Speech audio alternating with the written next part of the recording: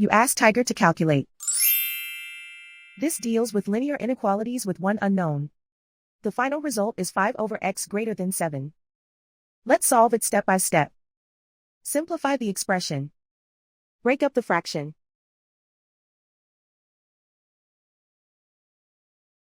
Simplify the arithmetic.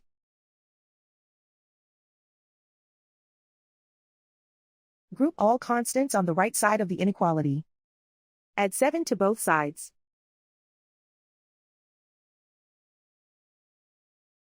Group like terms.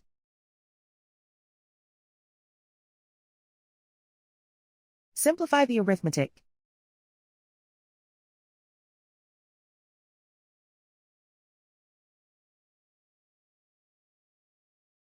Plot the solution on a coordinate grid. And so the final result is 5 over x greater than 7.